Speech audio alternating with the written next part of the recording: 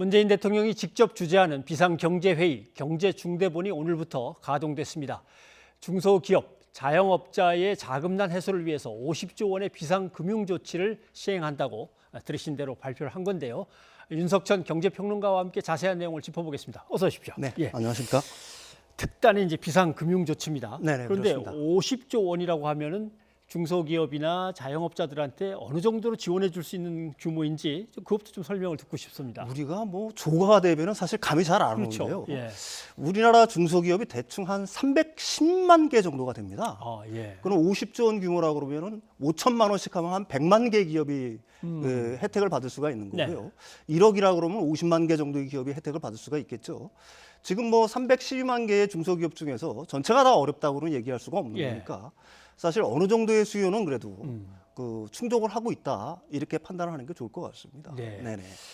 홍남기 경제부총리는 지금 우리 경제 상황이 생각보다 훨씬 더 심각한 위기인 거다라고 강조를 했는데 한번 그 얘기를 듣고 계속 얘기를 나누죠. 네.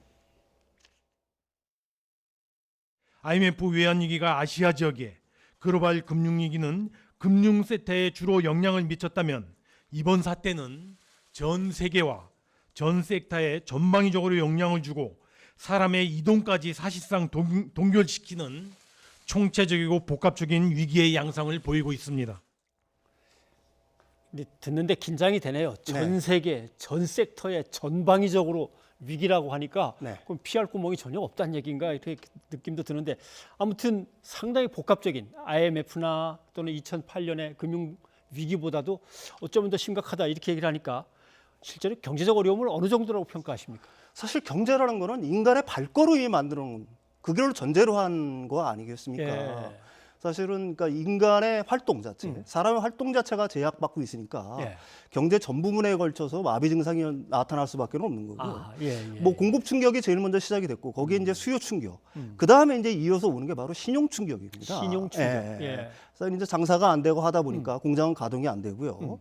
결국은 빚을 못 갚게 되면은 그게 바로 이제 신용 충격이죠. 그렇게 되면 그게 바로 금융권으로 전이돼서 금융위기로 전이될 수 있는 이런 어떤 복합적인 위기라고 얘기할 수가 있겠죠. 예, 알겠습니다. 네네. 그러니까 뭐 마치 이런 것 같습니다. 전염병이 전파될까 위험하니까 그렇죠. 이동 자체를 중단시키고 밖에 나오지 말라 이렇게 되면은 이제 자기 몸에 병이 있는데 활동을 하면 병이 더 번지니까 그냥 코마 상태라 그러나요? 그냥 혼수 상태로 그냥 접어드는 거죠. 그렇죠. 그러면 이제 어디 손의 끝이나 발의 끝부터 뭐 썩어 들어가는 거니까 그걸 이제 우리가 경제 위기를 막아야 된다 이런 얘기가 되는 것 같습니다. 그렇죠. 알겠습니다. 세부적인 대책을 하나씩 좀 살펴봤으면 좋겠습니다. 예, 대출 원금의 이제 만기 상환을 연장한다. 대출금 이자 납부도 유예한다. 이건 구체적으로 어떤 대응입니까? 사실 뭐 이런 정책들은 그 이전에도 있어 왔죠. 대출 만기를 6개월 연장하거나 그 다음에 대출금 이자를 갖다가 유예해 주는 거는 예전에도 있었는데 이번엔 다른 점은 바로 제2금융권까지 전 금융권이 참여를 했다는 겁니다. 가령 뭐 카드사, 그 다음에 그 저축은행, 그 다음에 뭐 보험사 이런 전 금융권이 여기에 이제 동참을 했다는 거고요. 사실 이걸 갖다가 하는 이유는 아까도 말씀드렸듯이 지금 수요 충격에 더해서 그다음에 공급 충격에 더해서 신용 충격을 막기 위한 겁니다. 만약에 여기서 신용 충격까지 번지게 되면은 각 경제 주체들, 특히 중소기업들이라든지 어려운 사람들이 빚을 못 갚게 되면은 사실 경제는 공황 상태로 치달을 수가 있겠죠. 이번 조치는 바로 그런 걸 갖다가 그 대응하기 위해서 내놓은 대책이라고 얘기할 수가 있겠죠. 문 대통령은 5천만 원까지는 대출금 전액에 대해서 보증을 제공하겠다. 이렇게 되면 이제 어떤 분들이 이용을 이제 쉽게 할 수 있는 겁니까? 매출액이 1억 원 이하인 영세 상공인이 대상이 됩니다. 그 중에 이제 5천만 원을 갖다 빌릴 때는 전액 보증을 갖다가 제공을 하겠다는 거고요. 그 5천만 원까지는 일단 이렇게 생각하시면 되죠. 내가 매출액이 1억 원 정도 이하이고, 근데 돈이 필요하다. 그럼 5천만 원까지는 어떤 담보나 이런 거 없이, 담보 없이, 뭐 신보라든지 기보라든지 이런 보증기관을 이용해서 대출을 받을 수 있다는 얘기입니다. 근데 단서가 있는 것 같습니다. 예를 들면 이미 원리금 상환에서 유예가 계속 돼가지고 연체돼 있는 사람들, 뭐 이런 사람들이라든가, 그다음에 자본 잠식이 이미 돼 있는 기업들 이런 데는 해당이 안 된다. 이렇게 조건이 좀 까다로우면 혹시 이용하는 사람들이 푹 주는 거 아닙니까? 아무래도 근데 그 금융기관이라는 건 생리적으로 그런 어떤 위험성이라는 걸 갖다가 안 따질 수는 없겠죠. 근데 지금 비상시국이니까 그런 거를 갖다가 좀 열린 어떤 좀 좀 완화를 시킬 필요가 있을 것 같아요. 뭐 이런 어떤 신용에 갖다 어떤 평가라든지 이런 것들을 갖다가 좀 완화시켜야 될 필요는 있는 것 같고요. 그 다음에 지금까지 말씀드렸듯이 지금도 이제 뭐 대출이 신청하면 2달, 3달 걸린다고 얘기하지 예. 않습니까? 그러니까 심사역을 갖다가 대폭 늘릴 필요도 있을 거고요. 이런 어떤 기한 단축이 이번 조치의 어떤 승패를 가늠하는 어떤 가늠자가 될 것으로 보입니다. 네.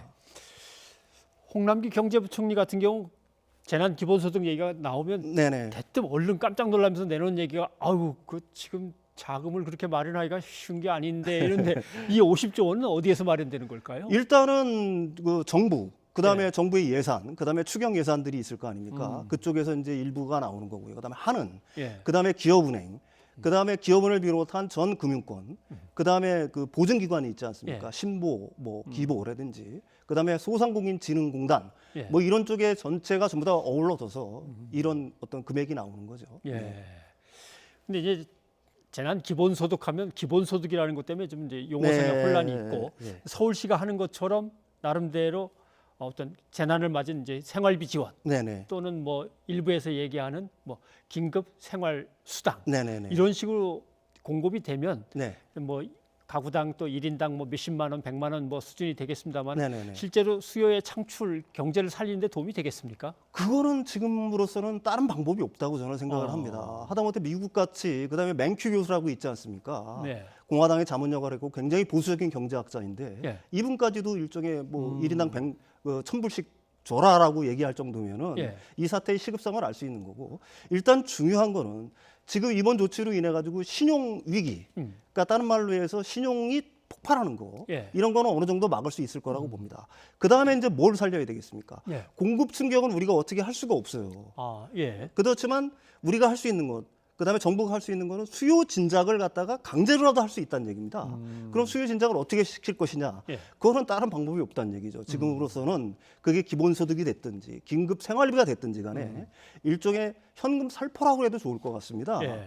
이걸 통해서 일단은 수요를 강제적으로 진작을 시키는 게 현 상황을 돌파할 수 있는 거의 유일한 방법이 아닐까 이런 생각을 합니다. 뭔가 쏟아 부을 때는 확실하게 그렇죠. 한꺼번에 예. 뭐 조금 하다 보면 다 그냥 아 그렇죠. 머리맡에 만약에 물씀이 경제가 진짜로 나선형 침체에 빠지면은 그때는 어떤 수단도 듣지를 않습니다. 그러기 전에. 네네.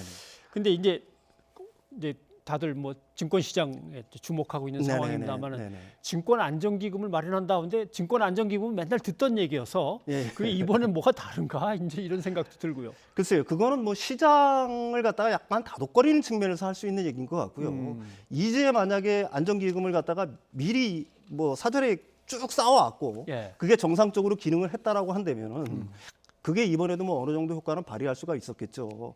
그렇지만 그게 뭐 10조 원 규모로 예. 지금 외국인들이 팔고 나가는 이런 상황을 갖다가 대응을 할 수 있을 것이라는 거는 좀 의문의 여지가 있고 예.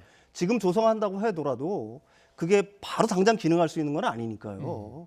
사실 시장을 갖다가 약간 다독거리는 측면 그런 측면밖에 없다고 저는 봅니다. 자, 네네. 일단은 긴급하게 뭔가 동원해서 비상경제 조치에 들어갑니다만은 네네. 장기화되면 결국 못 버티는 사람들은 못 버틸 거 아닙니까? 네, 그렇죠? 그렇죠. 예. 네네네. 뭐 생활비 계속 들어가야 되고 하다못해 집세, 월세 내야 되고 네네네. 재료값 들어가고 네. 가게를 유지하거나 기업을 유지하려면 뭐 돈은 계속 들어갈 테니까 네네네.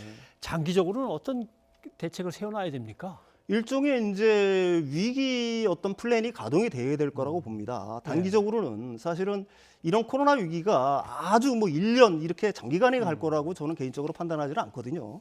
향후 몇 개월이 굉장히 중요할 거라고 보고 있는 거고요. 몇 개월. 예, 그렇다면 그동안의 신용 경상을 막아야 되는 거고 그동안의 수요를 갖다가 좀 진작시켜야 될 필요가 있겠죠.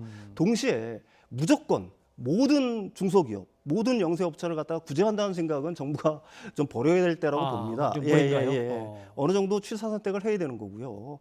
그러면서 한편으로는 그렇게 해서 떨려나는 사람들에 대한 어떤 사회 안전망의 강화 이런 것들이 한편으로는 계속 강화가 돼야 되겠죠. 예. 네네.